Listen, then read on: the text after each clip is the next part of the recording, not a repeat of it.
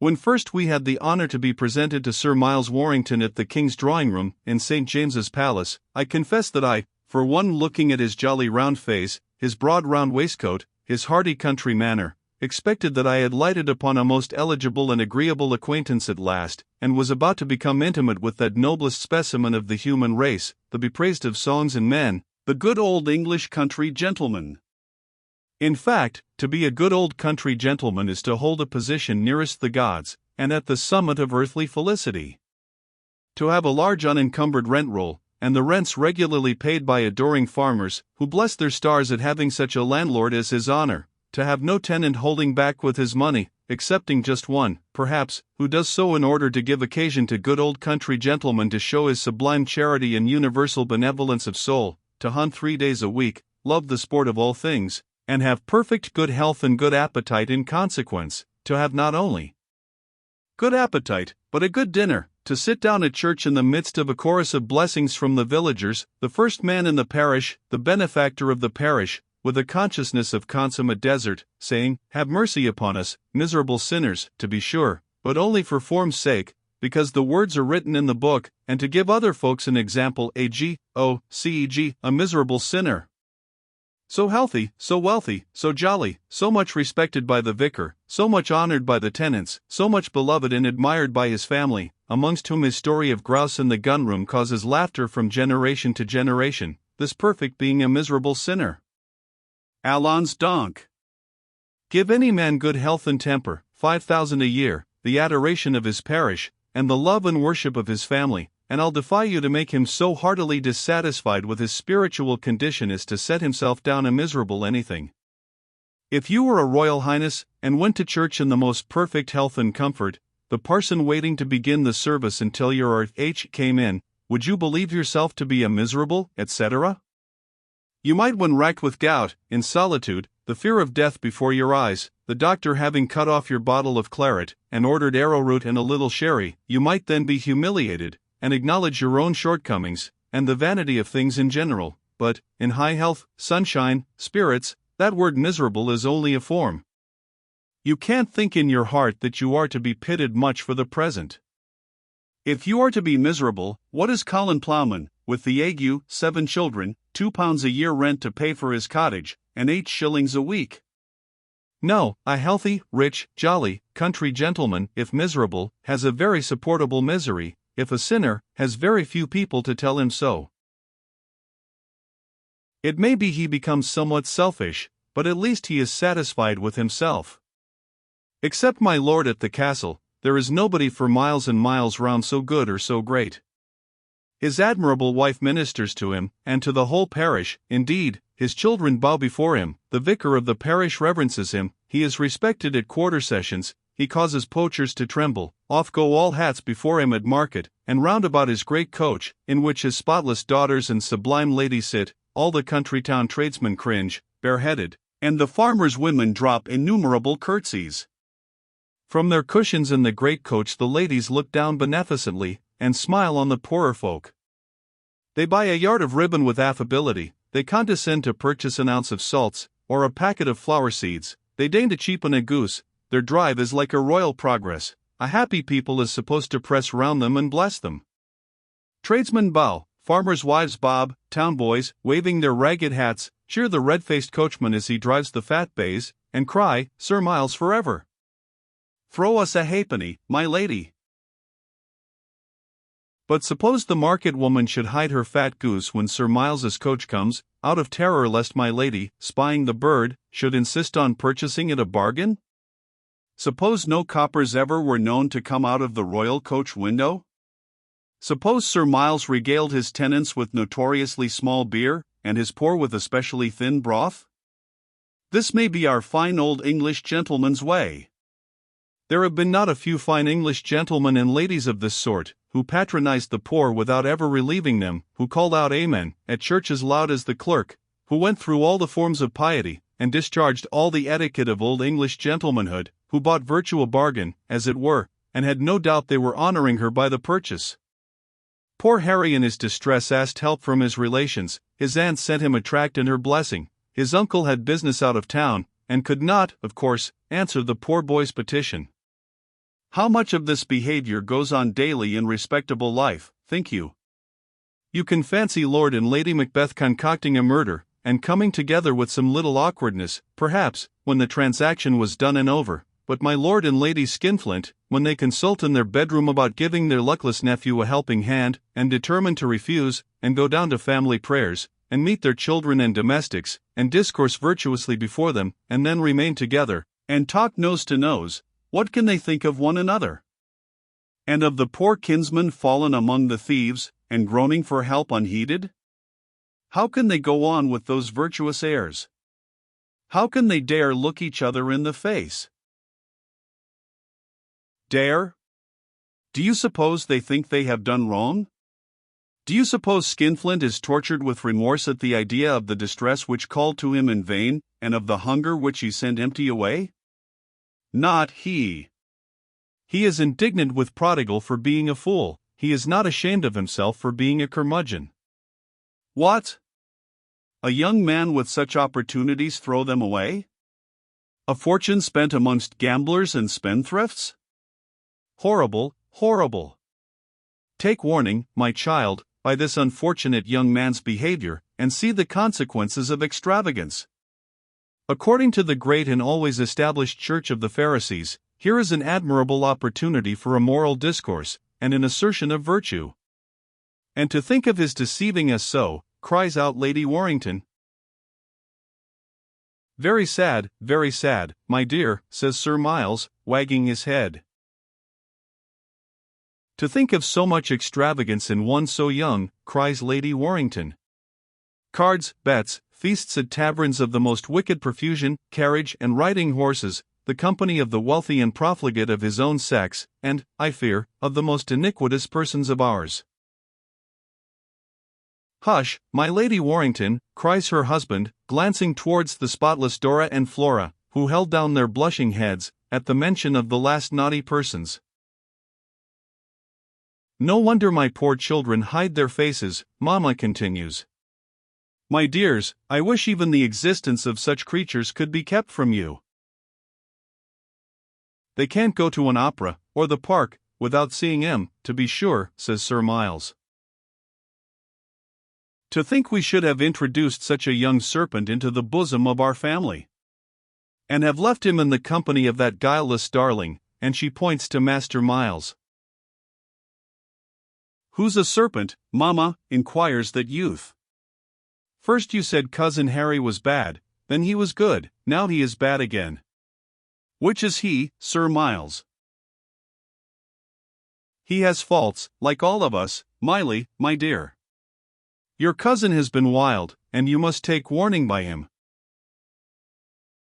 Was not my elder brother, who died, my naughty brother, was not he wild too?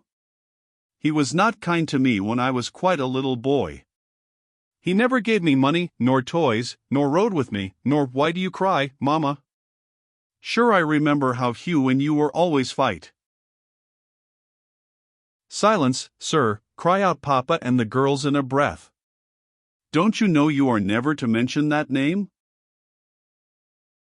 I know I love Harry, and I didn't love Hugh, says the sturdy little rebel. And if Cousin Harry is in prison, I'll give him my half-guinea that my godpapa gave me, and anything I have, yes, anything, except my little horse and my silver waistcoat and Snowball and Sweetlips at home and, yes, my custard after dinner. This was in reply to a hint of Sister Dora. But I'd give him some of it, continues Miles, after a pause. Shut thy mouth with it, child, and then go about thy business, says Papa, amused. Sir Miles Warrington had a considerable fund of easy humor. Who would have thought he should ever be so wild, Mamma goes on. Nay. Youth is the season for wild oats, my dear. That we should be so misled in him, sighed the girls. That he should kiss us both, cries Papa. Sir Miles Warrington, I have no patience with that sort of vulgarity, says the majestic matron. Which of you was the favorite yesterday, girls, continues the father. Favorite, indeed. I told him over and over again of my engagement to dear Tom, I did. Dora, why do you sneer, if you please, says the handsome sister.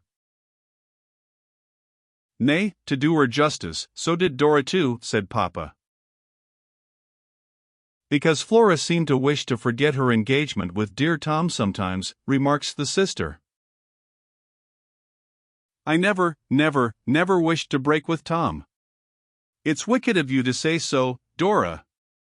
It is you who were forever sneering at him, it is you who are always envious because I happen, at least, because gentlemen imagine that I am not ill-looking, and prefer me to some folks, in spite of all their learning and wit, cries Flora, tossing her head over her shoulder, and looking at the glass. Why are you always looking there, sister, says the artless Miles Jr. Sure, you must know your face well enough. Some people look at it just as often, child, who haven't near such good reason, says Papa, gallantly. If you mean me, Sir Miles, I thank you, cries Dora. My face is as heaven made it, and my father and mother gave it me. 'Tis not my fault if I resemble my papa's family. If my head is homely, at least I have got some brains in it. I envious of Flora, indeed, because she has found favor in the sight of poor Tom Claypool. I should as soon be proud of captivating a ploughboy. Pray, miss, was your Mr. Harry, of Virginia, much wiser than Tom Claypool? You would have had him for the asking, exclaims Flora. And so would you, miss, and have dropped Tom Claypool into the sea, cries Dora. I wouldn't. You would. I wouldn't, and a capo goes the conversation, the shuttlecock of wrath being briskly battled from one sister to another. Oh, my children! Is this the way you dwell together in unity? Exclaims their excellent female parent, laying down her embroidery. What an example you set to this innocent! Like to see him fight, my lady, cries the innocent, rubbing his hands. At her, Flora. Worry her, Dora. To it again, you little rogues, says facetious Papa. 'Tis good sport, ain't it, Miley? Oh, Sir Miles. Oh, my children. These disputes are unseemly. They tear a fond mother's heart, says Mamma, with majestic action, though bearing the laceration of her bosom with much seeming equanimity. What cause for thankfulness ought we to have that watchful parents have prevented any idle engagements between you and your misguided cousin? If we have been mistaken in him, is it not a mercy that we have found out our error in time? If either of you had any preference for him, your excellent good sense, my loves, will teach you to overcome, to eradicate, the vain feeling. That we cherished and were kind to him can never be a source of regret.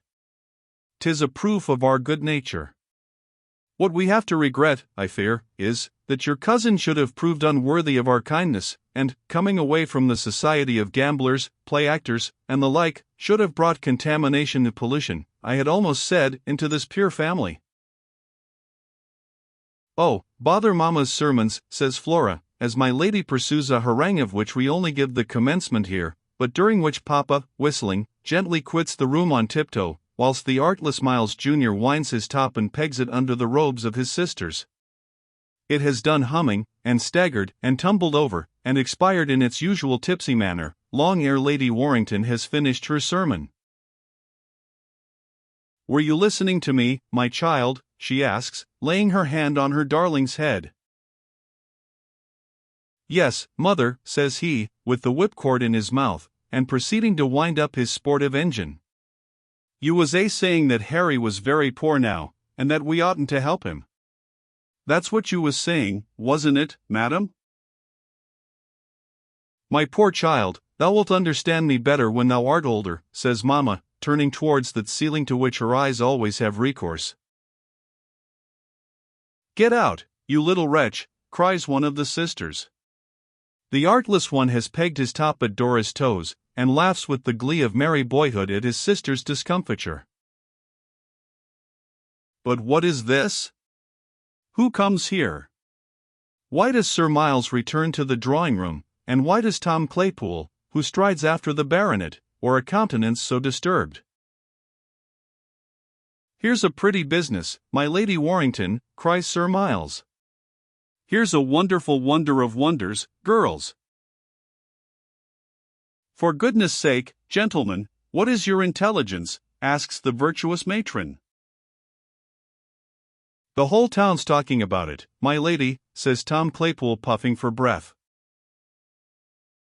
Tom has seen him, continued Sir Miles. Seen both of them, my Lady Warrington.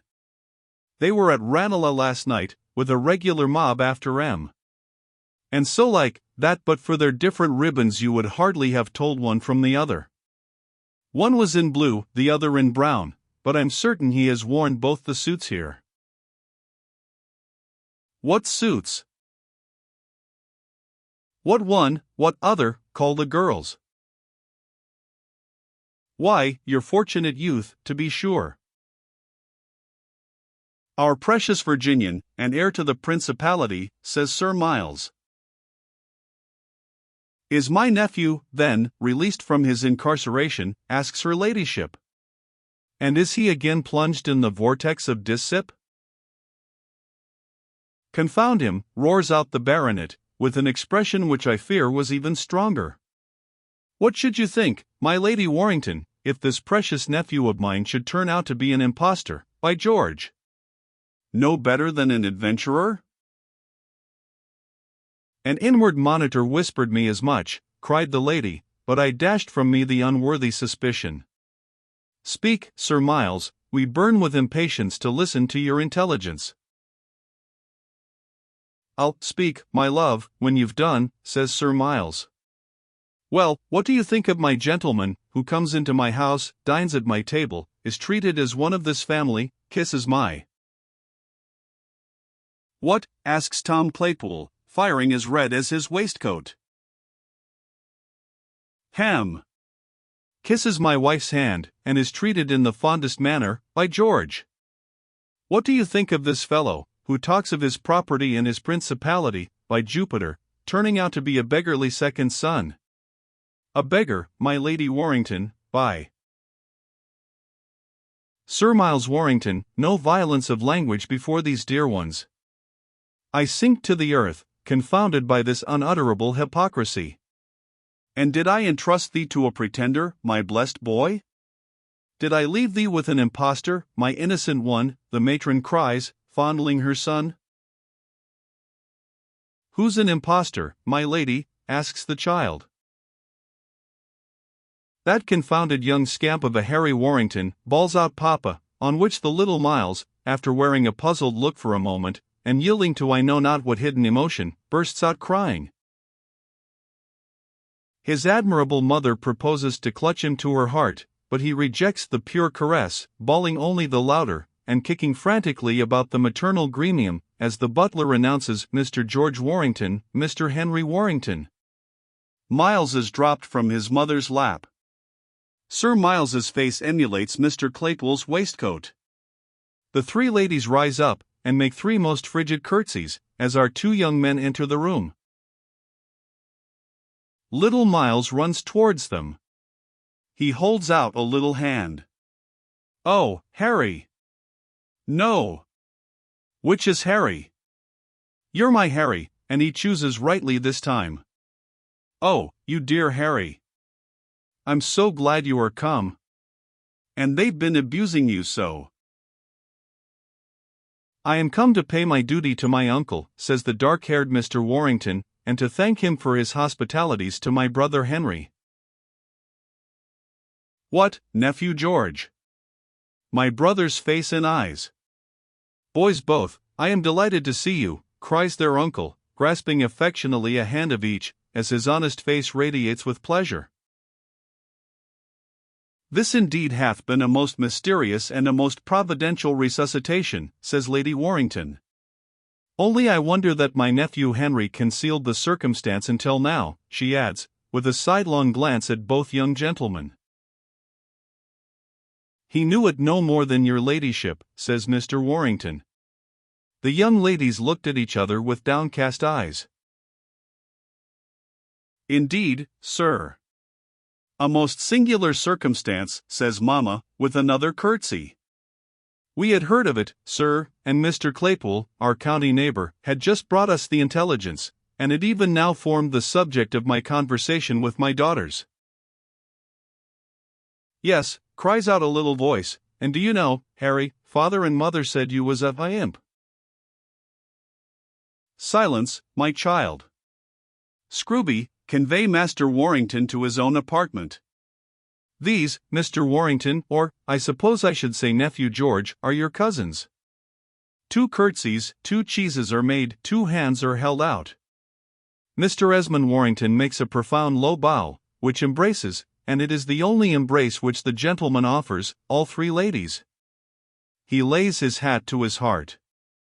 He says, "It is my duty, madam, to pay my respects to my uncle and cousins, and to thank your ladyship for such hospitality as you have been enabled to show to my brother.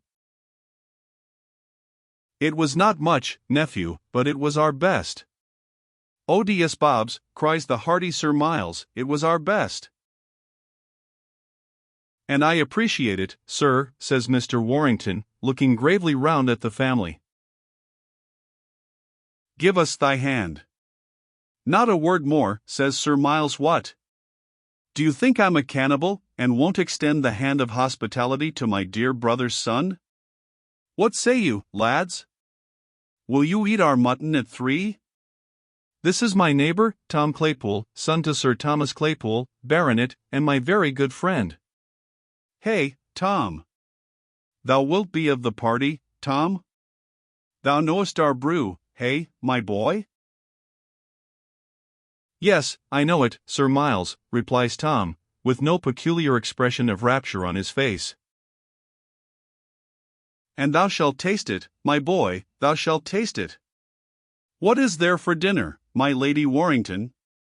"Our food is plain, but plenty, lads, plain, but plenty." "We cannot partake of it today, sir. We dine with a friend who occupies my Lord Rudham's house, your neighbor. Colonel Lambert, Major General Lambert, he has just been made.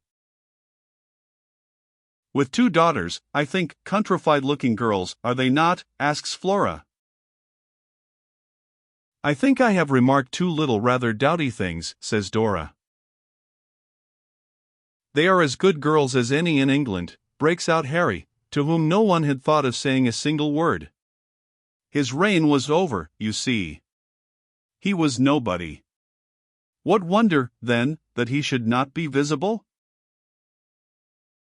"Oh, indeed, cousin," says Dora, with a glance at the young man, who sate with burning cheeks, chafing at the humiliation put upon him, but not knowing how or whether he should notice it. "Oh, indeed, cousin. You are very charitable, or very lucky, I'm sure. You see angels where we only see ordinary little persons. I'm sure I could not imagine who were those odd-looking people in Lord Rudham's coach, with his handsome liveries. But if they were 3 angels, I have nothing to say." "My brother is an enthusiast," interposes George. "He is often mistaken about women." "Oh, really," says Dora, looking a little uneasy. "I fear my nephew Henry has indeed met with some unfavorable specimens of our sex," the matron remarks, with a groan. "We are so easily taken in, madam, we are both very young yet, we shall grow older and learn better." "Most sincerely, nephew George, I trust you may. You have my best wishes, my prayers, for your brother's welfare and your own. No efforts of ours have been wanting. At a painful moment, to which I will not further allude. And when my uncle Sir Miles was out of town," says George, looking towards the baronet, who smiles at him with affectionate approval, "I sent your brother a work which I thought might comfort him, and I know might improve him. Nay, do not thank me, I claim no credit, I did but my duty, a humble woman's duty, for what are this world's goods, nephew, compared to the welfare of a soul? If I did good, I am thankful, if I was useful, I rejoice. if, through my means, you have been brought, Harry, to consider. Oh. The sermon, is it, breaks in downright Harry. I hadn't time to read a single syllable of it, and thank you. You see, I don't care much about that kind of thing, but thank you all the same. The intention is everything, says Mr. Warrington, and we are both grateful. Our dear friend, General Lambert, intended to give bail for Harry, but, happily, I had funds of Harry's with me to meet any demands upon us. But the kindness is the same, and I am grateful to the friend who hastened to my brother's rescue when he had most need of aid, and when his own relations happened, so unfortunately, to be out of town. Anything I could do, my dear boy, I'm sure, my brother's son, my own nephew, Odie's Bob's. You know, that is, anything, you know, cries Sir Miles, bringing his own hand into George's with a generous smack. You can't stay and dine with us? Put off the colonel, the general, do, now. Or name a day. My Lady Warrington, make my nephew name a day when he will sit under his grandfather's picture, and drink some of his wine. His intellectual faculties seem more developed than those of his unlucky younger brother, remarked my lady, when the young gentlemen had taken their leave. The younger must be reckless and extravagant about money indeed, for did you remark, Sir Miles, the loss of his reversion in Virginia, the amount of which has, no doubt, been grossly exaggerated, but, nevertheless, must be something considerable? Did you, I say, remark that the ruin of Harry's prospects scarcely seemed to affect him? I shouldn't be at all surprised that the elder turns out to be as poor as the young one, says Dora, tossing her head. He. Did you see that Cousin George had one of Cousin Harry's suits of clothes on, the brown and gold, that one he wore when he went with you to the oratorio, Flora? Did he take Flora to an oratorio? Asks Mr. Claypool, fiercely. I was ill and couldn't go, and my cousin went with her, says Dora. Far be it from me to object to any innocent amusement, much less to the music of Mr. Handel, dear Mr. Claypool, says Mamma. Music refines the soul, elevates the understanding, is heard in our churches, and 'tis well known was practiced by King David. Your operas I shun as deleterious, your ballets I would forbid to my children as most immoral, but music, my dears.